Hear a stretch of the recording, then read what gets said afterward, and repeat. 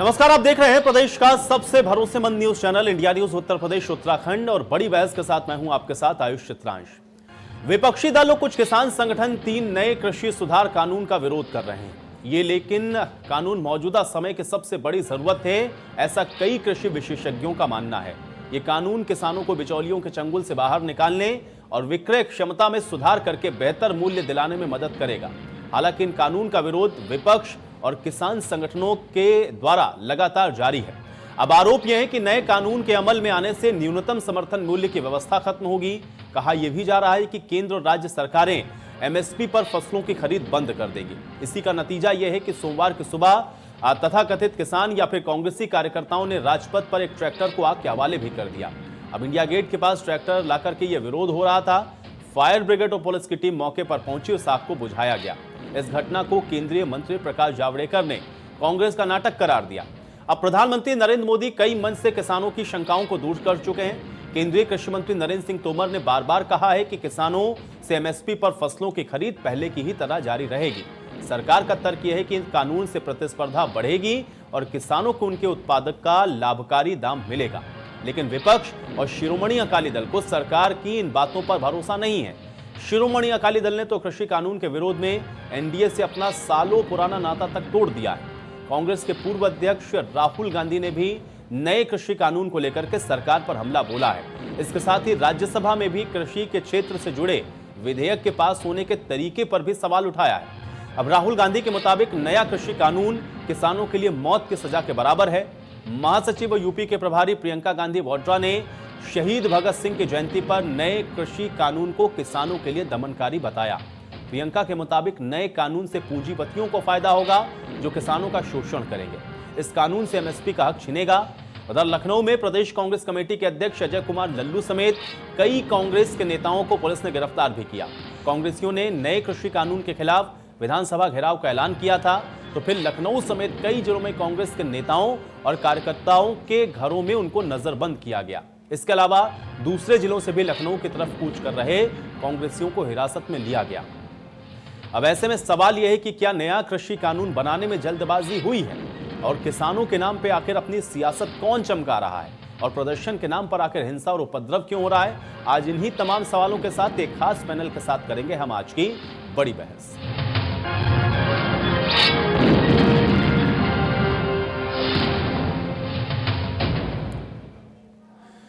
तो बड़ी बहस में आज हम अपने मेहमानों के साथ चर्चा की शुरुआत करेंगे, लेकिन उससे पहले आइए आपको नए कृषि कानून पर छिड़े बवाल पर यह रिपोर्ट दिखाते हैं।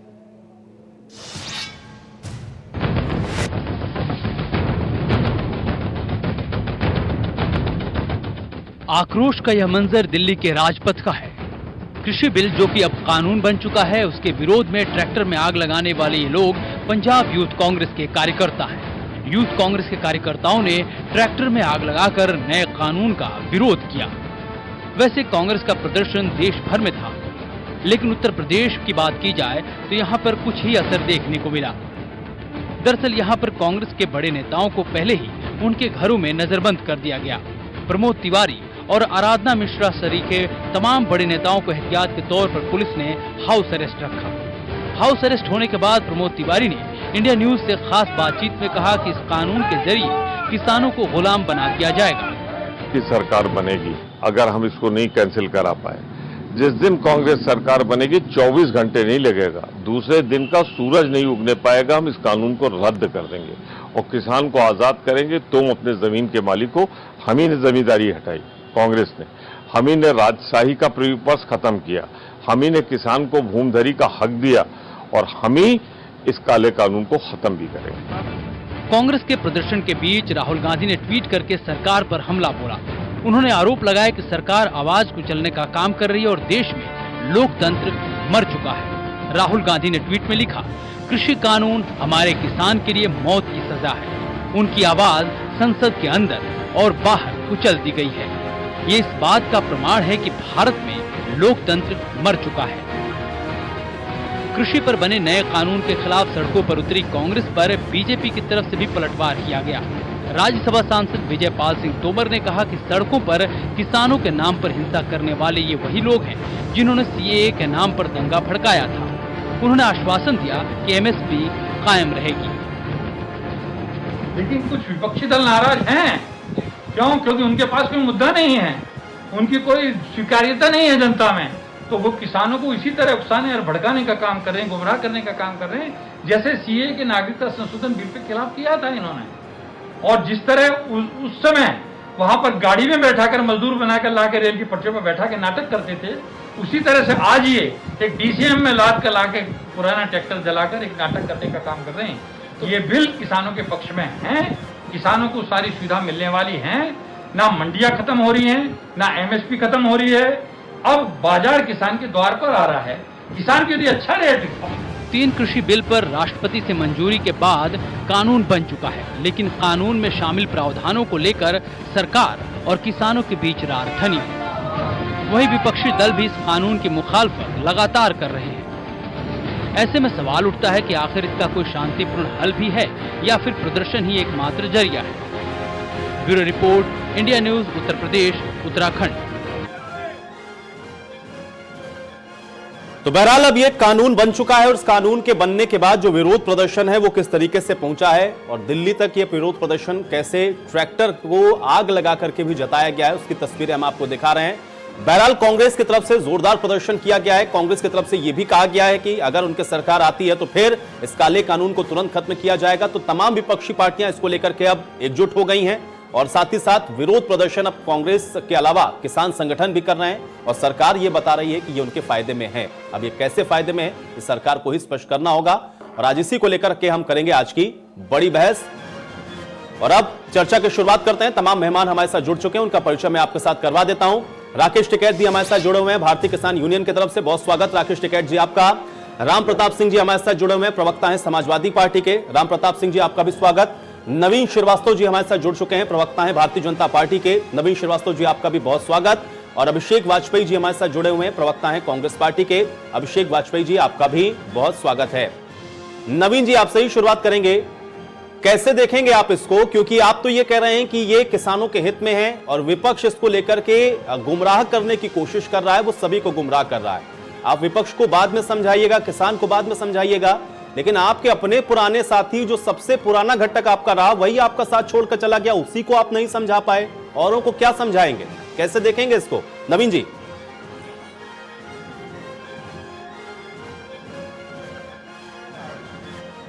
शिरोमणि अकाली दल हमारा बहुत पुराना सहयोगी था और वो छोड़ के गए, उनकी अपनी मजबूरियां थी।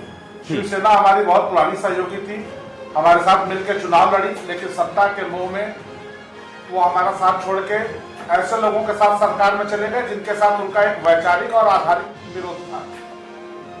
रही बात ये जो किसानों से संबंधित जो 3 प्रमुख बिल आए हैं, आयुष जी सारी चर्चा में मैं बहुत सारे डिबेट में गया, माननीय राकेश टिकैत जी भी मेरे साथ एक चर्चा में रहे। जो प्रश्न बार बार उठ रहा है वो उठ रहा है, एक तो ये कि इस बिल के बाद एमएसपी खत्म कर दी जाएगी। माननीय प्रधानमंत्री जी भी इसको स्पष्ट कर चुके हैं, सरकार में सारे मंत्री, हमारे पार्टी के सारे वरिष्ठ नेता इसको स्पष्ट कर चुके हैं कि एमएसपी कहीं खत्म करने का न कोई इरादा है, ना भी है, न कभी भविष्य में होगा। और आने वाली जो रबी की फसल है उसके लिए जो गेहूं, चना, जौ, ये सारी प्रमुख फसलें, उनके लिए आगे आने वाले सत्र के लिए एमएसपी घोषित भी कर दी गई है। लेकिन आयुष जी जो विपक्षी दल, विशेषकर हमारे कांग्रेस के मित्र जो विरोध कर रहे हैं, जब भी किसान हित की बात आती है वर्तमान समय में तो एमएस स्वामीनाथन कमेटी की चर्चा जरूर होती है। 2004 में कांग्रेस की सरकार बनी, 2 अक्टूबर 2004 में उन्होंने स्वामीनाथन कमेटी की स्थापना की। अक्टूबर 2006, 2 साल बाद स्वामीनाथन कमेटी ने अपनी रिपोर्ट दी। लेकिन 2006 से 2014 तक केंद्र में कांग्रेस की सरकार रही और कांग्रेस सरकार ने स्वामीनाथन कमेटी की रिपोर्ट को किस कोल्ड स्टोरेज में रखा था ये वो बेहतर बता सकते हैं। लेकिन 2013 में जब माननीय मोदी जी को भारतीय जनता पार्टी का प्रधानमंत्री पद का उम्मीदवार घोषित किया गया और 2014 के चुनाव के लिए हमने घोषणा पत्र जारी किया, तो हमने ये संकल्प लिया था कि हम स्वामीनाथन कमेटी की रिपोर्ट को लागू करके किसानों की आय को दुगनी करने का प्रयास करेंगे। हमने उस तहत बहुत सारे प्रयास किए। चाहे किसान सॉइल कार्ड हो, चाहे नीम कोटेड। ठीक है, लेकिन नवीन जी देखिए, मैंने चर्चा की शुरुआत में इसीलिए आपसे सवाल पूछा कि किसानों को समझाना या फिर विपक्षी पार्टी को समझाना, चलिए कांग्रेस तो आपकी विरोधी, आप उनको कैसे समझाएंगे, तो हर चीज में बट निकाल देंगे। आप अपने साथी जो कि आपके साथ सहयोगी दल के अंदर रहे, अगर आप उनको नहीं बता पाए कि ये किसान के हित में है, तो और लोग को कैसे समझाएंगे, ये मैसेज कैसे कन्वे करेंगे जो आप मुझे बताने की या दर्शकों को बताने की कोशिश कर रहे हैं? भाई अपने साथी को ही आप नहीं समझा पाए, ये कह देना कि उनका अपना हित था वो चलेगा, इससे तो बात नहीं बनेगी ना। नवीन जी बताइए कि उनको फायदे क्यों नहीं समझा पाए, क्यों किसानों के मुद्दे पर मुखर होकर के उन्होंने आपका साथ छोड़ दिया? देखिए आयुष जी, क्या आप समझ रहे हैं कि जो राजनीतिक दल इस बिल का विरोध कर रहे हैं वो किसानों के हित में कर रहे हैं? वो कहीं ना कहीं जो मुद्दा विहीन है, जनाधार विहीन है, अपनी राजनीतिक उपस्थिति दर्ज कराने के लिए मीडिया में अपनी उपस्थिति दर्ज कराने कर रहे हैं। और इसमें दुर्भाग्य है कि जो लोग हमारे इतने वर्षों तक हमारे साथी रहे, ऐसा नहीं है कि हम उनको समझा नहीं पाए या वो समझ नहीं रहे, ऐसा नहीं लोकसभा में पास हुआ या ऐसा नहीं कैबिनेट में चीजें तय हुई, सबको पता थी सारी चीजें, लेकिन अपने राजनीतिक लाभ नुकसान को देखते हुए अपनी वहां की, चलिए एक बीजेपी को छोड़ के बाकी किसी को समझ में नहीं आ रहा ना, यही तो दिक्कत है। अब आपको समझाना है भाई, मैसेज आपको कन्वे करना है। चलिए एक एक करके और कमेंट लेता हूं। राकेश टिकैत जी, मैं आपके पास आता हूं सबसे पहले। राकेश जी, आप लोग विरोध कर रहे हैं और खासतौर से एमएसपी को लेकर के बार बार जो स्थितियां हैं वो ये कही जा रही हैं कि इससे एक तो किसान जो है वो अपनी ही भूमि के अंदर एक तरीके से मजदूरी करना शुरू कर देगा, एमएसपी उसको मिलेगा नहीं, जबकि सरकार कह रही है कि ऐसा कुछ नहीं होने वाला है, तो फिर विरोध किस बात का है? राकेश जी ठीक है, नहीं होने वाला, इसमें भी एक लाइन डाल देते कि कोई भी प्राइवेट खरीदार एमएसपी से नीचे पर खरीद नहीं करेगा। उसमें क्या दिक्कत थी? जब तीन चीजें ये बिल लेकर आ गए तो एक एमएसपी का भी डाल देते। ये तो हो गया ना शुरुआत, मक्का क्या रेट खरीद रहे, आज हो गया ना, इसका रिजल्ट आने शुरू हो गया। आज जी पहला रिजल्ट आ गया। मुझे फरगत सामने पे यहाँ से उत्तर प्रदेश से धान किसान लेके हरियाणा के अंदर जा रहा था तो रोक दिया ना आज हरियाणा ने। उसने कह दिया कि मैं अपने यहाँ पे इसको नहीं बिकने दूंगा बाहर का कोई भी अनाज। ये तो शुरुआत हो चुकी है। मक्का का क्या हाल है, चने का क्या हाल है, धान क्या रेट में बिक रहा है, 1100 और 1200 रुपए में धान की खरीद शुरू होगी। तो ये जिम्मेदारी किसकी है? जिम्मेदारी सरकार की जिम्मेदारी नहीं है कि उसके नीचे पर खरीद ना हो। आज जो मंडी के अंदर जो व्यापारी बैठे थे वे आज बाहर मंडी के बाहर खरीद कर रहे हैं, और वे किस रेट में खरीद कर रहे हैं? तो मंडी तो बंद हो ही जाएगी। मंडी तो एक साल में आप देख लेना, मंडी में कोई रहेगा ही नहीं। मंडी में तो सिर्फ ऑफिस बनेंगे इनके।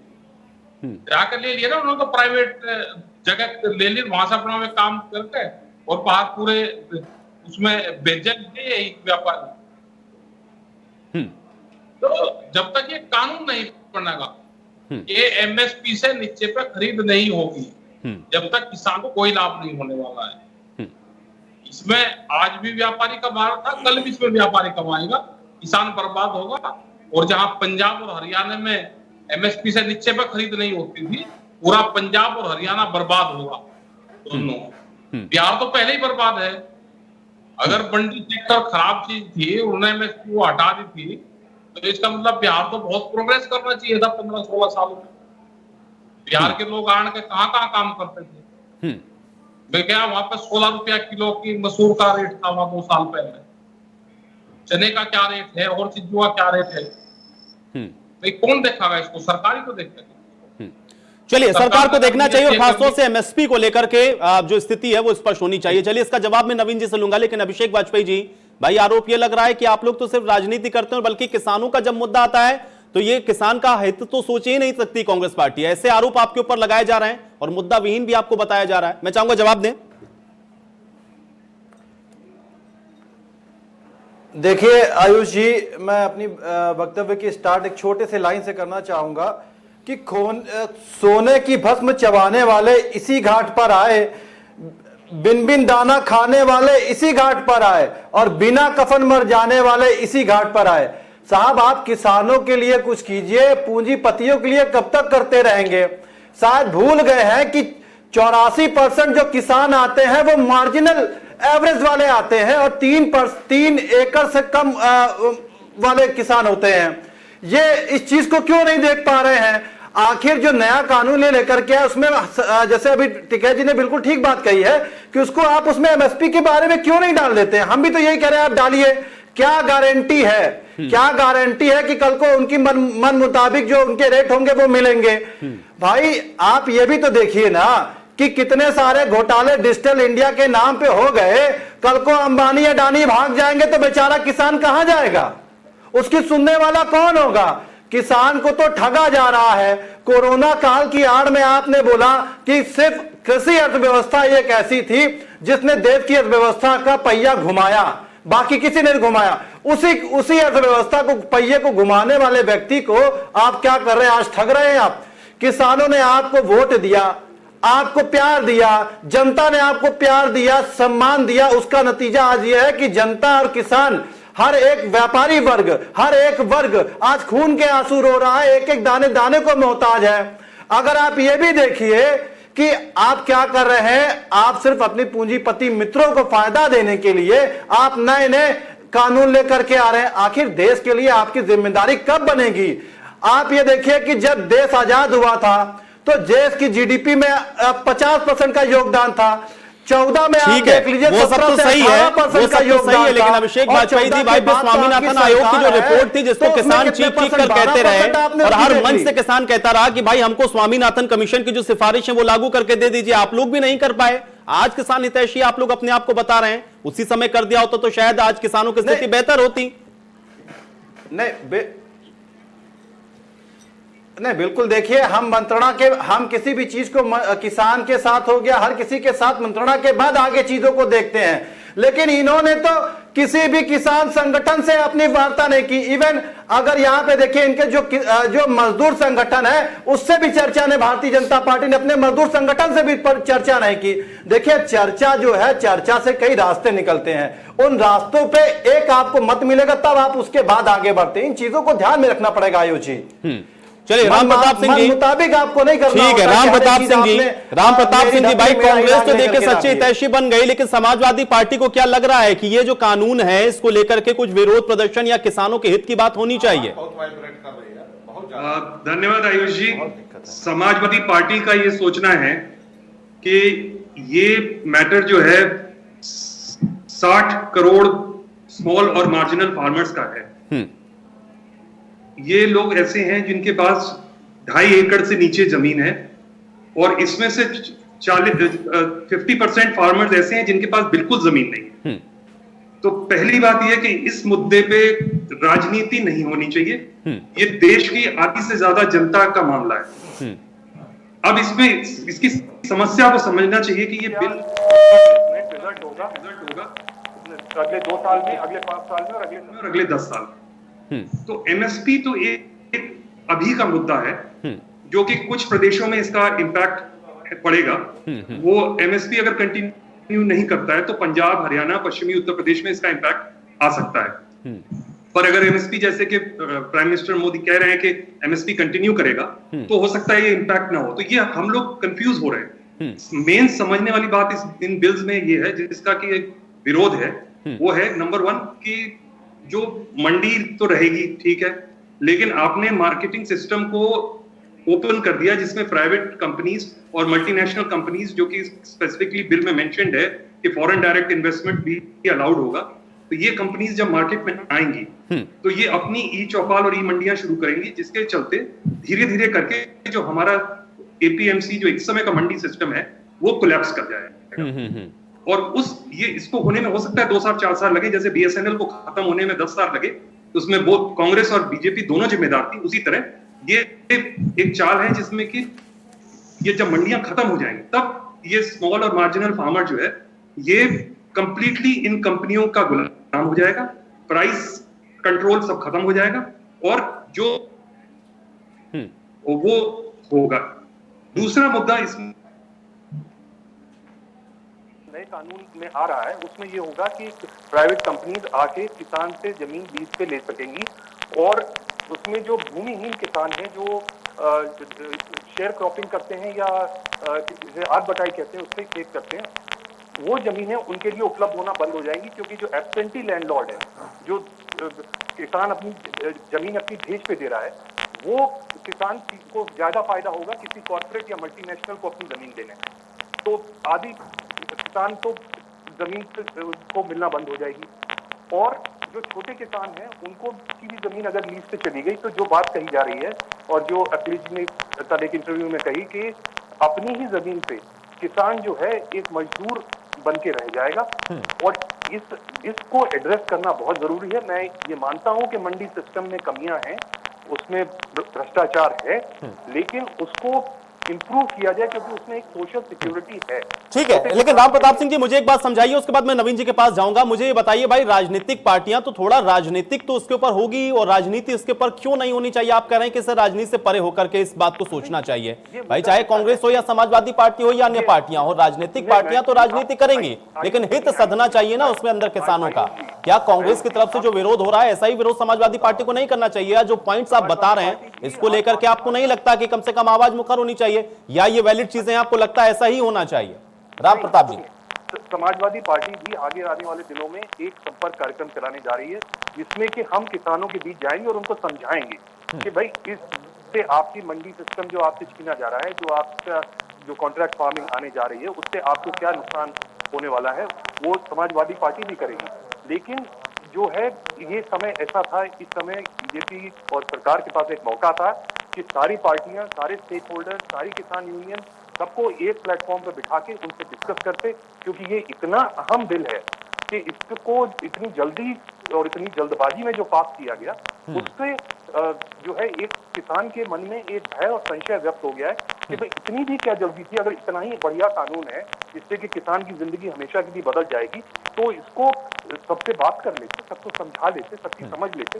तो यह समाजवादी पार्टी का मानना है कि जिनको इसका इम्पैक्ट होने वाला है उनको तो समझाया जाए, उनसे पूछा जाए। वो बिल्कुल, चलिए इसका जवाब मैं लेता हूं। नवीन जी, भाई कितने किसान संगठनों के साथ बैठ के या किसानों के साथ बैठकर रायशुमारी की गई थी? और अगर की गई होती तो मुझे लगता है कि चाहे टिकैत जी यहां बैठे उनको ये कहने की आवश्यकता ही नहीं पड़ती कि एमएसपी को लेकर के भाई स्थिति स्पष्ट करिए, या प्रधानमंत्री से लेकर के आपके तमाम बड़े मंत्रियों को बार बार यह समझाना नहीं पड़ता किसानों को? ये राय मशवरा क्यों नहीं होता है भाई? अगर इतना महत्वपूर्ण बिल आप लेकर के आ रहे हैं तो रायशुमारी तो किसानों के साथ होनी चाहिए थी ना, जल्दबाजी तो नहीं हो गई? नवीन जी।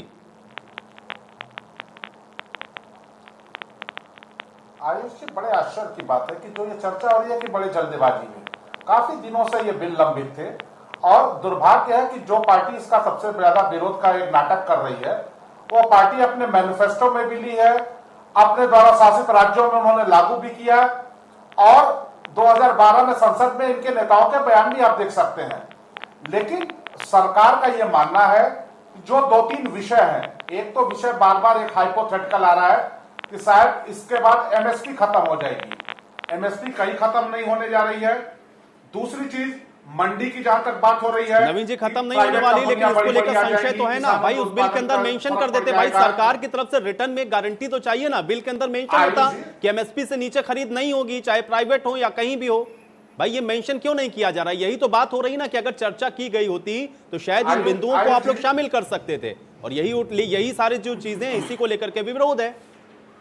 ये एमएसपी को लेकर के रिटर्न में क्यों नहीं लिखा गया? उसके अंदर कहीं जिक्र नहीं है। आयुष जी, अगर मुझको कम आप मुझको मेरी बात कंप्लीट कर लेने दें, फिर आप प्रश्न पूछिए, मैं उसका जवाब दूंगा। जी जी, सुन ले जरा सा, क्योंकि ये गंभीर मुद्दा है, हमारे सारे मित्रों की शंकाओं का समाधान जवाब भी देना हमें। जी जी, देखिए, एक मुख्य है कि एमएसपी साहब खत्म करने की बात है, एमएसपी खत्म करने की कोई बात नहीं है। नंबर 2 बात यह हो रही है कि प्राइवेट कंपनियां आ जाएंगी, बड़ी बड़ी कंपनियां आ जाएंगी, किसानों के खरीद मूल्य नहीं मिलेगा। मैं बहुत पढ़ा लिखा नहीं हूं, लेकिन अर्थशास्त्र एक सामान्य से अर्थशास्त्र की चीज है कि किसी भी वस्तु के जब खरीदार बहुत कम होंगे, संख्या कम होगी, तो उसका मूल्य ज्यादा नहीं होगा, लेकिन खरीदार असीमित होंगे तो उसकी कीमत भी अधिक होगी। कहीं आप बताइए इन बिलों में ये लिखा है क्या कि आपको मंडी के ही अंदर जैसे पहले बेचना था, मंडी के अंदर ही बेचना है, आप बाहर नहीं बेच सकते हैं या निजी को ही बेचना है? ऐसा तो कहीं नहीं ना। कॉन्ट्रैक्ट फार्मिंग की बात है, क्या कहीं किसान को यह बाउंड किया गया है कि आपको कॉन्ट्रैक्ट फार्मिंग ही करनी है? या आपकी स्वेच्छा पे है कि आप कॉन्ट्रैक्ट फार्मिंग करते हैं या नहीं करते हैं, आप मंडी में बेचते हैं या नहीं बेचते हैं, आप बाहर बेचते हैं, प्राइवेट कंपनियों को बेचता है, ऐसा कहीं कोई लागू नहीं किया गया।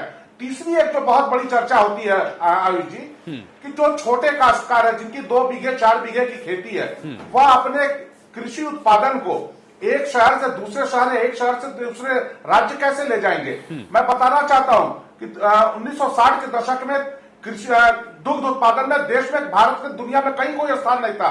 लेकिन गुजरात के खेड़ा शहर से शुरू हुआ कोऑपरेटिव मिल्क का, और एक एक 2-2 लीटर 4-4 लीटर घरों से इकट्ठा होकर आप देखिए अमूल, और हमारे आपके सारे शहरों में पराग इस प्रकार के दुग्ध फेडरेशन जो है काम कर रहे हैं। तो जब अगर किसी दुग्ध उत्पादक का 2 लीटर अगर सामूहिक रूप से इकट्ठा होकर कहीं जा सकता है किसी दूसरे शहर में, दूसरे राज्य में, तो किसान के उत्पाद क्यों नहीं जा सकते हैं? हमारा उद्देश्य यह है कि हम कोल्ड स्टोरेज की, हम उनको रखने के संसाधनों की, हम उनको ई मार्केटिंग की और बढ़िया ट्रांसपोर्टेशन की सुविधा उपलब्ध कराएं, ताकि हमारा किसान पूरे देश में जहां भी उसको बेहतर कीमत मिले वह जाके बेच सके। मैं एक छोटी सी घटना आपको बताना चाहता हूं। मैं पूर्वी उत्तर प्रदेश के जिस जिले गाजीपुर का रहने वाला हूं, हमारे यहाँ गंगा के किनारे टमाटर बहुत होता है। आज से मैं 25-30 साल पुरानी बात बता रहा हूं। हमारे किसान अपने अपने गांव के चट्टी पर 50 किलो 100 किलो जो भी उनका टमाटर था वो इकट्ठा करके रखते थे। 1-2 किसान पुल करके ट्रकों से ले जाते थे। कोई एक जिले में नहीं ले जाते थे, कोई गुवाहाटी जाता था, कोई कलकत्ता जाता था। तो हम इस माध्यम से कि हमको जिस प्रकार से गुजरात, राजस्थान, महाराष्ट्र के किसान कोऑपरेटिव फार्मिंग के माध्यम से संपन्न हुए हैं, हम कोऑपरेटिव फार्मिंग को भी बढ़ाएं। हम किसानों के जो उत्पाद उसके संरक्षण की व्यवस्था बनाएं, हम उसकी ट्रांसपोर्टेशन ये सब तो सही है नवीन जी, लेकिन मुझे ये बताइए, अगर किसान विरोध करने के लिए सड़क पर उतर आए जिसके फायदे के लिए, भाई अगर मेरे फायदे के लिए या किसी के भी हित के लिए आप कोई कानून लेकर के आए और मैं ही उसका विरोध करने लग जाऊं, तो भाई मैसेज तो कन्वे नहीं कर पाए ना आप। इसका ठीकरा ये फोड़ना कि कांग्रेस ने बरगला दिया या विपक्षी पार्टियों ने बरगला दिया, ये कहना तो सही नहीं होगा ना। भाई किसान ये क्यों नहीं समझ पा रहा है कि जिस फायदे को आप गिना रहे हैं ये फायदा उसका होगा? कुछ तो दिक्कत हो रही होगी ना, तभी किसान परेशान है। आयुष जी मैं सिर्फ एक उदाहरण देना चाहूंगा। देश का किसान कितना उद्वेलित है, देश का किसान कितना आंदोलनरत है। वह आज दिल्ली में जिस प्रकार से किसी दूसरे साधन से एक पुराने ट्रैक्टर को ले आके जला के कांग्रेस ने विरोध प्रदर्शन किया है, वो बताता है कि इसमें किसानों की सहभागिता क्या है। इसमें कहीं कोई किसान नहीं है। राकेश टिकैत ऐसे कुछ लोगों को छोड़ दीजिए जो किसानों के हितों के लिए सदैव लड़ते हैं। बाकी इसमें जो राजनीतिक दल इसमें कूद रहे हैं उनका ना वो किसानों से उनको कोई लेना देना है। आप एक ठीक है राकेश टिकैत जी, कोई समझाइए ना। मैं कहता हूँ ठीक है, आप अभिषेक जी को छोड़िए, आप कांग्रेस पार्टी को छोड़िए, आप मुझे बताइए किसान संगठन की तरफ से बातें हुए ना राकेश टिकैत जी की बहुत सारी। नवीन जी आपके कहने का मतलब देखिए, सारे किसान, जितने भी किसान यूनियन है, हर कोई आपके विरोध में है। एक सेकंड, आप राकेश टिकैत जी मौजूद है ना, देखिए उनको ही समझाइए ना पहले। आप राकेश टिकैत जी को समझाइए, भाई उन्होंने बहुत सारी आपत्तियां नवीन जी बताई, आप उनको बताइए, आप समझाइए वो क्यों नहीं आश्वस्त हो रहे हैं आपसे। हाँ सुन लीजिए, हम सुन लीजिए जरा ना महोदय। राकेश टिकैत जी और बड़े के सहयोग किसान नेता है वो माननीय मुख्यमंत्री योगी आदित्यनाथ से मिल चुके हैं और इनकी जो शंकाएं हैं, जो इनकी शिकायतें हैं, उस पर सरकार गंभीरता से विचार कर रही है। हम ऐसा नहीं है कि हम स्वीकार कर सुधार नहीं कर रहे हैं। राकेश टिकैत जी मुख्यमंत्री से मिले, इनकी पूरी टीम मिली, इनकी जो शिकायतें हैं, इनकी जो शंकाएं हैं, उसको भी हम दूर करेंगे। लेकिन राकेश टिकैत जी अगर कोई प्रश्न उठाते हैं तो उसका हम जवाब देंगे। लेकिन ये तथाकथित कांग्रेसी जो है, मतलब जो समाजवादी आप नवीन जी आप ये कह रहना चाह रहे हैं मुख्यमंत्री जी जब संतुष्ट नहीं कर पाए तो फिर कौन संतुष्ट करेगा? आप मुझे बताएं, जो प्रदेश को चला रहा है वो संतुष्ट नहीं कर पा रहा है हमारे नेताओं को, वो उसके बाद हम करेंगे। देखिए ऐसे गहमा गहमी से नहीं, आराम से देखिए मैसेज निकले यहाँ से कोई। अभिषेक जी हमारे साथ, अभिषेक जी नवीन जी देखिए, आप सड़कों पर उतर के विरोध प्रदर्शन कर रहे हैं, वहां पर खूब आप आराम से किसान झुकेगा यहाँ से नहीं, कोई बात किसान निकलनी लड़ेगा। चाहिए, यहाँ से कोई समाधान निकले ना, थोड़ा सा एक अच्छी चर्चा हो जाए। मैं चाह रहा हूं कोई आज बहस ना हो। एक सेकंड राकेश टिकैत जी मुझे ये बताइए, राकेश जी आपसे जो बार बार बात कही जा रही है और आप जिस बात को लेकर के विरोध कर रहे हैं, मुख्यमंत्री के साथ भी आपकी मुलाकात हुई है, ये बात भी नवीन जी कह रहे हैं, विरोध जिस बात को लेकर के है, क्या उसको लेकर के कोई आश्वासन मिला है आप लोगों को, या आपको लगता है कि कानून काला कानून है, इसको खत्म ही होना चाहिए, इसमें कोई सुधार की गुंजाइश नहीं है? ये कह रहा था मुख्यमंत्री से जो बात हुई, मुख्यमंत्री से बात हुई कि जो धान पे कुराल जलाने पे उस पर जो बातचीत हुई थी उत्तर प्रदेश के संबंध में, बिजली के रेट ना बढ़े, गन्ने के भुगतान के मामले पे जो स्टेट की हमारी समस्या थी उस पर मुख्यमंत्री से बातचीत हुई। दिल्ली वाले मामले पे मुख्यमंत्री जी के ना तो हाथ में है और ना हम उस पर टाइम वेस्ट करना चाहते थे, ना अपना और ना उनका। जो यहाँ की बेहतरीन हम सुविधा हो सकती है, उन्हें ये कहा कि धान की खरीद हम 1 तारीख से शुरू करवा देंगे और एमएसपी से निश्चय पर हम नहीं खरीदने देंगे। तो ये मुख्यमंत्री जी ने कहा है। अब देखते हैं कि कितना उसका असर होता है कि एमएसपी से नीचे पे प्राइवेट बायर भी यहाँ पे नहीं खरीदेंगे, ये उन्होंने मौखिक कहा है। लेकिन हम ये भारत सरकार से आश्वासन चाहते थे कि एक इसमें करोड़ किसान का भी डाल देते या किसानों से बातचीत कर लेते। देखो पहले जितनी भी बातचीत हुई है वो देश में नया भूमि अधिग्रहण एक्ट आया तो सब कांग्रेस पार्टी ने, बीजेपी ने, हम सब लोगों ने बैठ के एक बेहतरीन नया भूमि अधिग्रहण एक्ट बना, सब लोगों की सलाह से बना, कोई उसका विरोध नहीं है और देश के किसानों को उसको फायदा हो रहा है। दूसरा एक आया था हमारा प्रधानमंत्री फसल बीमा योजना, एक बेहतरीन योजना प्रधानमंत्री जी लेकर आए, लेकिन वो कामयाब नहीं हो पाई, उसमें चेंजिंग करने पड़े, इसी सरकार ने उसमें चेंजिंग करे और बहुत उसका प्रचार संचार हुआ। पहले साल उससे गन्ने को हमने पकड़ हटवाया क्योंकि गन्ने से जिस हिसाब का प्रीमियम कटता था उसका लाभ नहीं होता था। और जो कॉन्ट्रैक्ट फार्मिंग की बात कर रहे हैं, कॉन्ट्रैक्ट फार्मिंग तो आज से ये करीब 20 साल पहले से देश में शुरू होने वाली व्यवस्था थी। जब यहाँ पर उत्तर प्रदेश में शुरू कर रहे थे, मुलायम सिंह जी की सरकार थी, हमने उनको बताया कि इसका नुकसान होगा, उन्हें वापसी करा। जब मायावती जी की सरकार आई उनको फिर बताया, फिर अखिलेश जी की सरकार आई फिर उनको फिर बताया। तो सारी सरकारें हमसे बोलती थी, हम उनको बताते थे कि क्या इफेक्ट है, क्योंकि जो भारतीय किसान यूनियन है ये आज भी पूरी दुनिया में 73 कंट्रीज के किसान संगठनों के बीच में बैठ के बात करता है। आज इस हिसाब से WTO के प्रेशर में ये 3 अध्यादेश जाए हैं, इनका पूर्ण रूप से मकसद ये है कि एग्रीकल्चर के क्षेत्र में बड़े बायर को यहाँ पे आना पड़ेगा, एमएसपी को खत्म करना पड़ेगा, जब ही वर्ल्ड बैंक और WTO पैसे यहाँ पे देंगे। ये एक बड़ी साजिश किसान के साथ में रची जा रही है। इससे मंडियां भी मरेगी और ये किसान भी मरेगा और एमएसपी भी देश से खत्म होगी। आने वाले टाइम पे ये चीजें होगी बड़ी। अच्छा, जिस हिसाब से पहले लोग अनाज इकट्ठा करते थे, वे स्टॉक कर लेते थे, जब तो सरकार का भी सकंजा था ना, वे उसके बाद में भी ब्लैक मार्केटिंग करते थे। आज तो खुली परमिशन दे दी, एक कार्ड धारक लेकर वो कितना भी अनाज इकट्ठा करके और यही गोदाम बनाएगा, यही वो बेचेगा, फिर महंगे रेट में बेचेगा। आज मक्का का क्या हाल है, आज चने का क्या हाल है, आज क्या उसका खरीद हो रही है सारी चीजों को। अगर ये राकेश जी मुझे बताइए, आप ये मानते हैं कि ये जो कानून है इसको खत्म हो जाना चाहिए या इसमें सुधार की गुंजाइश आप देखते हैं, आप चाहते क्या? सुधार की जरूरत है, इसमें कुछ चीजें सुधार हो जाए, सब लोगों से बैठ कर बातचीत हो जाए, सुधार हो जाए, कानून एक बन गया वह सुधार हो जाए, इसमें तो उसका एक रास्ता निकल सकता है इससे। ठीक है अभिषेक जी, देखिए अब यहाँ पर जो है राकेश टिकैत जी तो कह रहे हैं देखिए सुधार की गुंजाइश है, ऐसा नहीं कि पूरा कानून ही अब खराब है किसानों के लिए, लेकिन आप लोग की तरफ से राहुल गांधी तो कह रहे हैं कि भाई ये तो हत्या के जैसा है कि किसान के लिए काला कानून हो गया है और हमारी सरकार आएगी, ये आपके नेता की तरफ से कहा गया, तो हम तो इसको खत्म ही कर देंगे। भाई ऐसा क्यों? कुछ तो फायदा भी नजर आ रहा है, तभी राकेश जी कह रहे हैं सुधार की गुंजाइश है, सुधार हो सकता है इसके अंदर। देखिए अभिषेक जी, देखिए आयुष जी, देखिए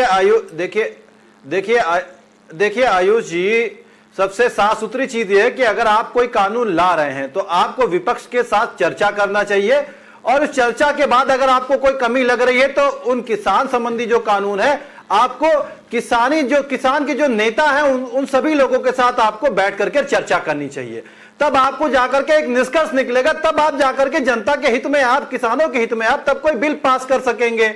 अब आप मनमाने ढंग से बिना चर्चा किए सदन में, आप बिना किसान संगठन के नेताओं से चर्चा किए आप किसी बिल को पास कर देंगे, तो अगर यह बात कही जाए तो कहीं गलत नहीं है कि किसानों के साथ धोखाधड़ी है और किसानों के मौत के लिए वही जिम्मेदार होंगे। एक तरीके से अगर आप, ये बिल्कुल साफ सुथरी सी बात है। देखिए हम कहीं पे भी समझौता नहीं करेंगे, आप एक बार विपक्ष के साथ बैठ करके चर्चा करें। देखिए देश हित में आपको देखना पड़ेगा कि विपक्ष का अहम रोल होता है, विपक्ष के साथ बैठ करके चर्चा करने से डर क्यों रहे हैं? देश को आगे ले जाना है, हम जनता के सेवक हैं, आप बैठ करके चर्चा कीजिए। उसके बाद आप सभी लोगों के साथ बैठ करके एक मंच पर चर्चा कीजिए। हम तो स्वागत करते हैं आप, लेकिन चर्चा करने के लिए तैयार तो होइए। आपका ही एक दल आपके साथ देने से इंकार कर रहा है, आखिर क्यों? अब वो अलग हो गए तो आप उसके साथ बोल रहे कि हम उनको समझाना चाहते, वो समझ नहीं पाए। ये कैसी बात कर रहे हैं आप?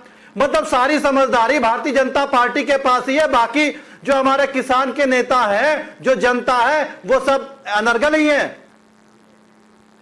तो ये उसको समझना पड़ेगा भारतीय जनता पार्टी को कि जनता की सेवा के लिए है तो जनता की सेवा करे, सत्ता का सुख ना भोगे, क्योंकि आप आज जिस जगह पे हैं कल कोई दूसरा होगा, कोई तीसरा होगा, लेकिन हम काम कर रहे हैं जनता की सेवा के लिए काम कर रहे हैं। आपकी चर्चा के लिए हम तो स्वागत कर रहे हैं। राजनीतिक पार्टियां समझ जाएं तो मुझे लग रहा है तो फिर तो भला ही भला हो जाए सबका। एक चीज और मैं राम प्रताप जी आपसे समझना चाह रहा हूं। राम प्रताप जी, क्या आपको लग रहा है कि बिंदुवार जिस चीज की चर्चा हो रही है, देखिए राकेश टिकैत जी कह रहे हैं कि गुंजाइश है सुधार की, सुधार हो जाए तो ऐसा नहीं है कि पूरा का पूरा बिल ही खराब है किसानों के लिए, लेकिन एक तो चर्चा नहीं हुई, ना तो किसानों के साथ कोई चर्चा हुई, ना ही इसके अंदर जो वो चाह रहे हैं कि चेंजेस होनी चाहिए उसको लेकर के जो स्थितियां हैं वो स्पष्ट हो पाई हैं। क्या यही चीज समाजवादी पार्टी भी चाहती है कि इस पर चर्चा होनी चाहिए थी, या कुछ बिंदु ऐसे हैं जो शामिल हो जाएं, या आपको भी लगता है कि काला कानून है भाई खत्म कर दो इसको? आयुष जी, ये बड़ा गंभीर मामला है। ये हमको सोचना चाहिए कि ये बिल और एक्ट अब जो बन गया, इसका जेनेसिस क्या, कहाँ से ओरिजिनेट हुआ है, किसने इस बिल को बनाया है और उसके पीछे आधार क्या है। मेरी रिसर्च और हमारी समाजवादी पार्टी की रिसर्च, हमारी यूनाइटेड स्टेट्स ऑफ अमेरिका में इस तरह का बिल सेकेंड वर्ल्ड वॉर के बाद लाया गया और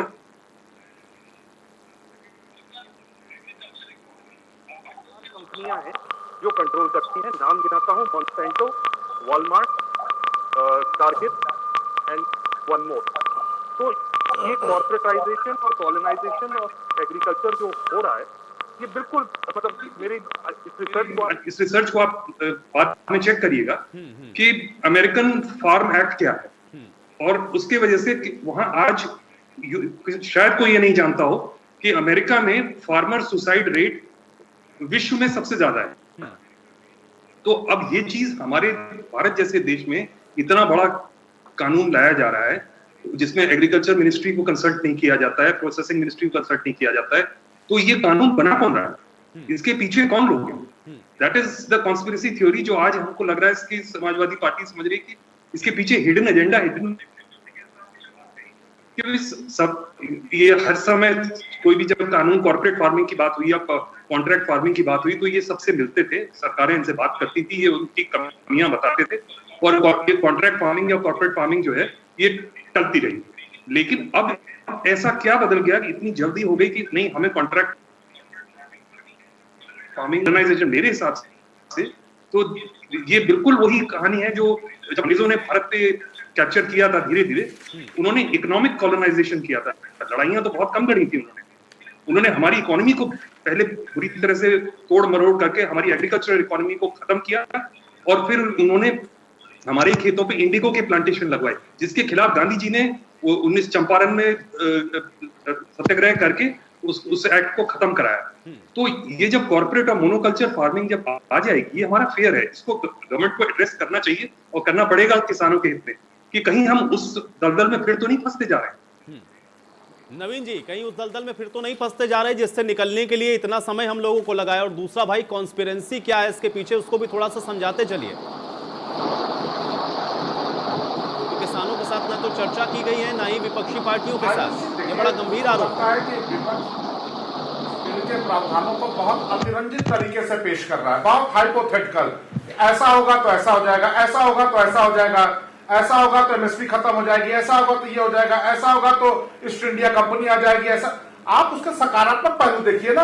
आप अर्थशास्त्र की एक छोटी सी सिंपल सी चीज को क्यों नहीं देख रहे हैं कि आपको जितने अधिक खरीदार मिलेंगे उतने अधिक आपको उत्पादन का मूल्य मिलेगा। अगर सरकार ने कहीं लिखा होता कि आपको अपनी मंडी में ही बेचना है, आपको बहुराष्ट्रीय कंपनियों को ही बेचना है, आपको मंडी के बाहर ही बेचना है, तब आप कहते।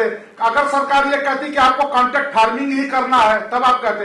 हम तो ये कह रहे हैं कि वन प्रोडक्ट वन नेशन के तहत किसान को हम इस बात की स्वतंत्रता दे रहे हैं कि अपने उत्पाद का जहां उसको बेहतर मूल्य मिले वहां बेचे वो। हाँ, जो किसान नेताओं की, टिकैत साहब ऐसे लोगों की मांग है कि एक इसमें चीज हो जाए कि एमएसपी इससे कम कहीं कोई खरीद नहीं होगी, चाहे वो मल्टीनेशनल कंपनियां खरीदे, चाहे कोई निजी खरीदार खरीदे या मंडी में खरीदा जाए। सरकार ने लगातार उसके लिए आश्वस्त किया है। हम इस प्रयास में है कि जो आधारभूत ढांचा है स्टोरेज का, एक जगह से दूसरी जगह माल ले जाने का, ताकि किसान अपने माल को दूसरे अच्छे जगहों पर जहां बेहतर मूल्य मिल रहा वहां बेच सके, उसके लिए उसको सूचना है। हम जब 5G ब्रॉडबैंड हम पूरे देश के सभी गांवों में ले जा रहे हैं ताकि लोगों को यह जानकारी हो कि उनके उत्पादन का कहां बेहतर मूल्य मिल सकता है। तो वह सारे हम प्रयास कर रहे हैं। लेकिन दुर्भाग्य यह है आयुष जी कि जो राजनीतिक दल अपने मैनिफेस्टो में इसको लेता है, जो राजनीतिक दल अपने राज्यों में जहां सरकार है वहां लागू करता है, और उसके बाद अब ये कहते हैं कि साहब आपने हमसे चर्चा नहीं की। आज देखिए कोरोना संक्रमण काल में इस विकट परिस्थिति में लोकसभा में जब इतने महत्वपूर्ण बिल पास होने थे, कृषि से जुड़े हुए, रोजगार लेबर से जुड़े हुए, उस समय कांग्रेस के बड़े नेता कहां थे? ये सब देख रहे हैं। कांग्रेस के नेताओं ने संसद में किस प्रकार की भूमिका निभाई वो भी देख रहे हैं।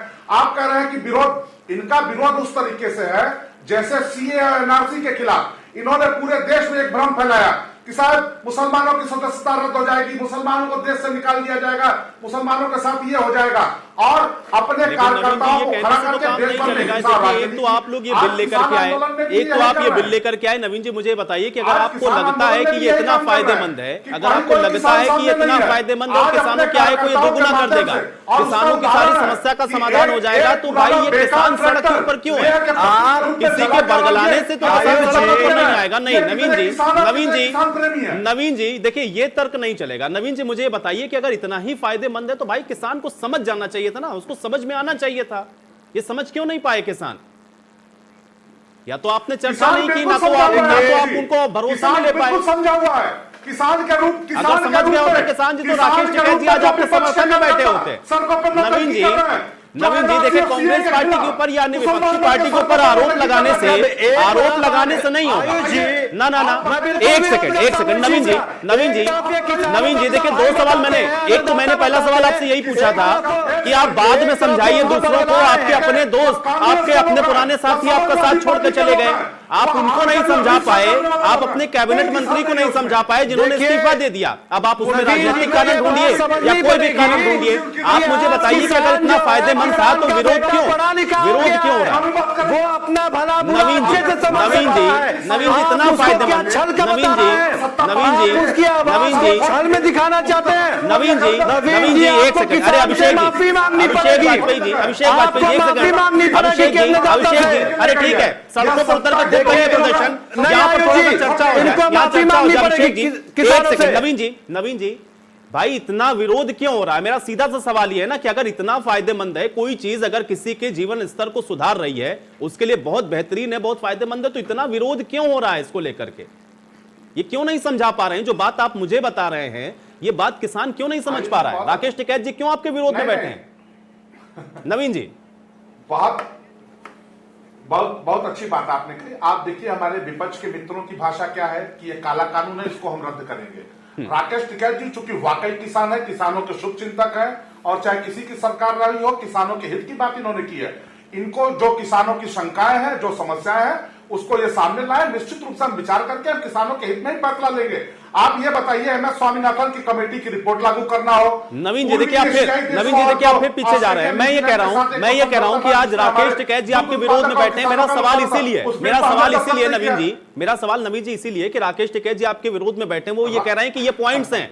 मेरा कहना यह है कि जब आप इतना बड़ा कानून बना रहे हैं जिसमें किसानों के हित की बात तो आप कर रहे हैं, तो भाई ये किसान संगठनों के साथ बैठकर चर्चा पहले क्यों नहीं हुई? आज विरोध के बाद भी अगर आप इसको सही करते हैं या सुधारते हैं या कुछ पॉइंट डालते हैं तो भाई इतना समय तो आपका गया ना। आपने ये पहले चर्चा इनके साथ क्यों नहीं की? सवाल ये है। आयुष जी आप बहुत अच्छे एंकर हैं, बहुत बुद्धिमान हैं। आप अभी तीनों जो हमारे साथ में डिबेट में बैठे हो, इनके शब्दों में राकेश टिकैत जी के शब्दों में देख लीजिए। राकेश टिकैत जी कह रहे हैं कि इसमें थोड़ी सुधार की आवश्यकता है, और अगर सुधार की आवश्यकता है तो हम उसको करेंगे, क्योंकि हमारा उद्देश्य है हम उन पंडित दीनदयाल उपाध्याय को मानने वाले हैं जो समाज के अंतिम कतार में खड़े व्यक्ति के विकास की बात करते थे। तो किसान हमारे लिए सर्वोपरि है। किसान के हित के लिए जो भी सकारात्मक सुझाव है उस पर विचार करेंगे। लेकिन आश्चर्य इस बात का है कि जो लोग अपनी सरकारों में अपने मैनिफेस्टो में कहते हैं हम ये करेंगे। ठीक है, देखिए आप कांग्रेस के ऊपर आप आरोप बार-बार लगा रहे हैं। ठीक है, मैं जो सवाल पूछ रहा हूं, आप चर्चा कीजिए, खुले मंच पे आकर के चर्चा कीजिए ना।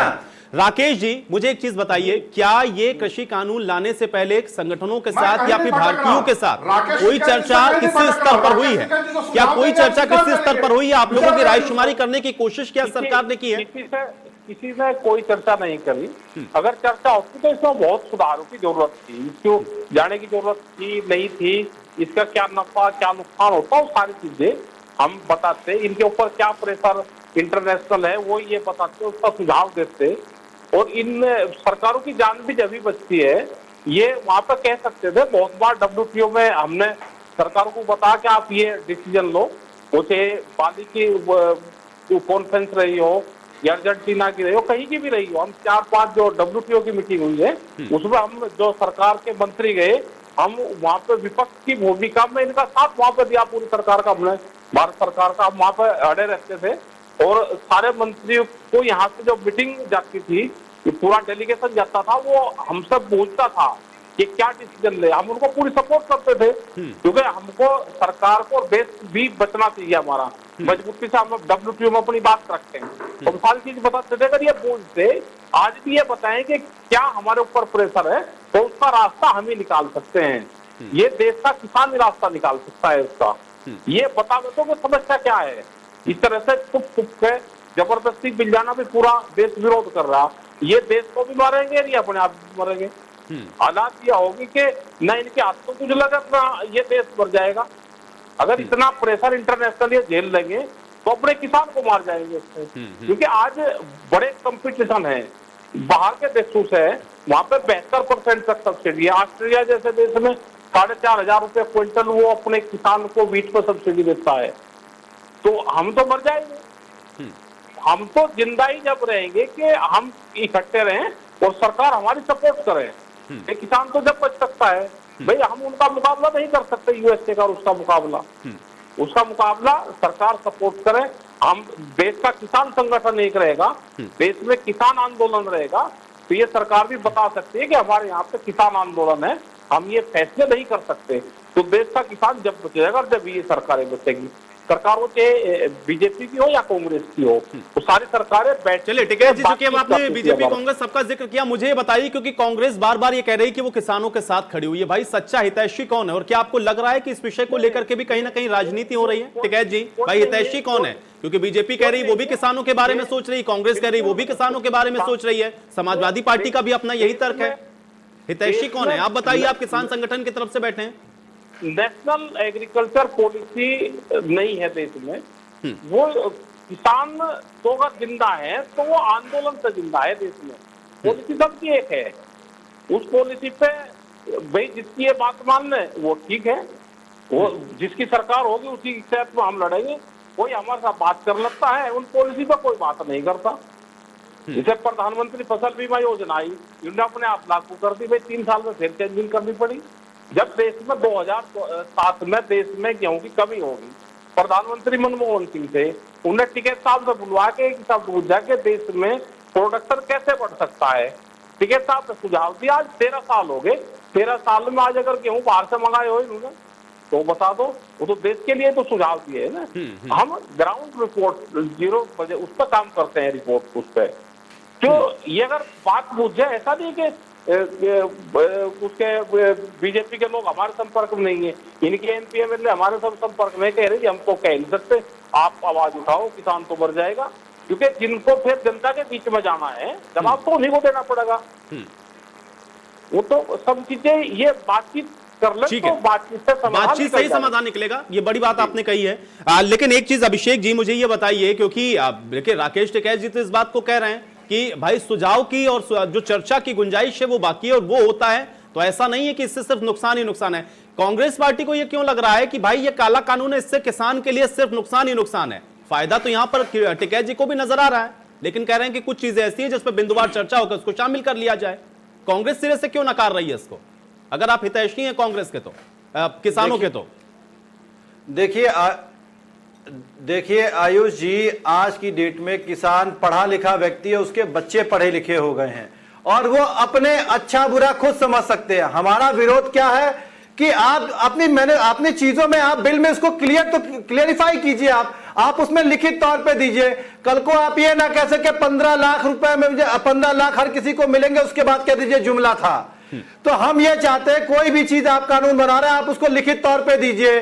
हम तो खुद कह रहे ना, आप चर्चा कीजिए। मैं फिर अपनी बात को पुनः दोहरा रहा हूं कि आप चर्चा कीजिए, हम चर्चा का स्वागत करते हैं। आप किसान को भी बैठाइए और विपक्ष को भी बैठाइए, उसके बाद चर्चा कीजिए। जहां पे कमी हो उन कमियों को सुधारा जाए ताकि देश तरक्की के मार्ग पर अग्रसर हो सके। आपको इस चीज को देखना पड़ेगा। मैं आपको पुराने चीज लेकिन अभिषेक जी, आप मुझे बताइए भाई, आपके मैनिफेस्टो में भी था ना, आपके मैनिफेस्टो में भी था और आपके पुराने नेताओं के बयान जो कि संसद के अंदर है वो उस समय खूब वायरल हैं। फिर जो बात कांग्रेस पार्टी कह रही थी, आज वही अगर बिल आता है तो उसका विरोध क्यों कर रहे हैं आप लोग? देखिए, सवाल तो ये पूछेगी ना बीजेपी आपसे।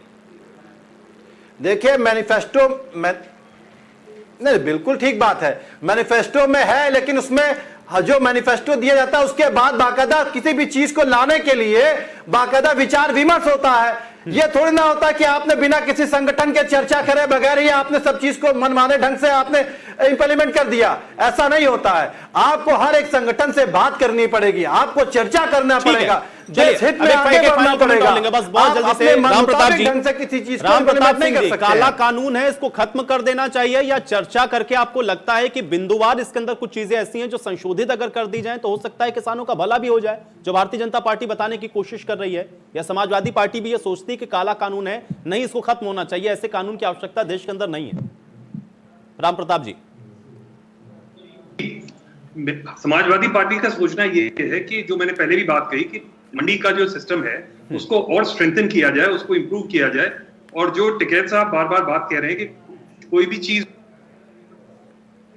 किसान के हित की बात है, समाजवादी पार्टी भी किसान के हित की बात कर रही है। और शुरू में मैंने बात कहा था कि इसमें राजनीति एंगल को छोड़ के सब लोग अगर एक साथ जुट जाए, सभी लोग तो यहाँ पे किसान का भला चाहते हैं। कोई तो ऐसा नहीं कि वो सोच रहा है कि किसान का भला ना हो। तो जब सब लोग एक प्लेटफॉर्म पे हैं, एक ही बात सोच रहे हैं, तो why can't we reach a consensus? हम एक कॉमन डिसीजन क्यों नहीं कर पा रहे हैं? और इसको लेके सरकार जो है विपक्ष को ब्लेम कर रही है, विपक्ष सरकार को ब्लेम कर रहा है, पर इसके बीच में पिस रहा है किसान। और इसका जो लॉन्ग टर्म इम्पैक्ट है वो किसान को झेलना पड़ेगा। दूसरी बात, मैं जो हमारे बीजेपी के प्रवक्ता हैं वो बात कह रहे थे, उन्होंने अमूल का कोऑपरेटिव फार्मिंग का एग्जांपल दिया, लेकिन इस बिल में कोऑपरेटिव फार्मिंग या अमूल जैसा फार्मिंग का कहीं कोई एग्जांपल लिखित में कुछ नहीं है। इट ओनली टॉक्स अबाउट कि कॉर्पोरेट एग्रीकल्चर, कोऑपरेटिव का कहीं नहीं है। कोऑपरेटिव के हम लोग हमेशा फेवर में रहे हैं और कोऑपरेटिव फार्मिंग ही इस देश का फ्यूचर है, लेकिन कॉर्पोरेट फार्मिंग नहीं है। चलिए नवीन जी, बहुत जल्दी से आपका फाइनल कमेंट, क्योंकि कुछ बिंदुवार भी चर्चा इसके ऊपर आवश्यक है और ये बात राकेश टिकैत जी ने भी कही है। क्या कोई आश्वासन आप दे सकते हैं, कम से कम किसान जो है वो आश्वस्त हो जाए? किसी को आप भले समझा पाइए ना समझा पाइए, किसान तो समझ जाए कम से कम। नवीन जी, फाइनल कमेंट आपका। आयुष जी, देखिए, राकेश टिकैत जी ने एक बात कही कि WTO या अंतर्राष्ट्रीय संस्थाओं के दबाव में इस निर्णय को लिया गया। मैं सिर्फ इतना कहना चाहूंगा कि अभी 1 वर्ष पहले पूर्वी एशियाई देश ऑस्ट्रेलिया, न्यूजीलैंड और जापान को मिला के एक जो संगठन है उसका एक ऐसा प्रस्ताव था जिसपे हमें दस्तखत करनी थी, लेकिन हमारे देश के किसानों को, हमारे दुग्ध उत्पादकों को नुकसान होता और प्रधानमंत्री मोदी जी ने उस पर दस्तखत करने से इनकार कर दिया। हम किसी दबाव में नहीं है, हमारे ऊपर सिर्फ दबाव है कि कैसे हम देश के किसानों का, गरीबों का, नौजवानों का भला करें, और उस दिशा में हम काम कर रहे हैं। दूसरी बात मैं कहना चाहूंगा आपके चैनल के माध्यम से राकेश टिकैत साहब को, सबको, कि हम स्वीकार कर सुधार करने में विश्वास रखते हैं। अगर कहीं कोई इसमें संशोधन की आवश्यकता है, कहीं किसी प्रकार के सुधार की आवश्यकता है, तो हम किसानों के हित में निश्चित रूप से वह निर्णय लेंगे। हमारी प्राथमिकता। चलिए टिकैत जी, क्या आप इससे संतुष्ट हो पा रहे हैं? आपको लग रहा है कि कम से कम चलिए आप बातचीत के टेबल पर आप लोग आएंगे और जो सुझाव है उसको मानने के लिए तैयार हैं? होना चाहिए सुझाव। एक प्रवक्ता ने कम से कम एक बात तो सरकार ने मानने की कोशिश कर रही है कि हम बातचीत करेंगे, तो बातचीत तो हो जाएगा, उसी से समाधान निकलेगा। चलिए राकेश जी, इसी के साथ अब मुझे समाप्त करना होगा। चलिए, आप सभी का बहुत शुक्रिया, आप लोगों ने समय निकाला, चर्चा का हिस्सा बने। हालांकि अब कृषि विधेयक अब कानून का रूप ले चुका है, इसको लेकर के विरोध अपनी जगह है, लेकिन सुझाव की बात भी किसान संगठन की तरफ से कही गई है और अब देखना यह है कि सरकार इन सारे किसानों को आश्वस्त कैसे करती है। आज बड़ी बहस में मेरे साथ फिलहाल इतना ही।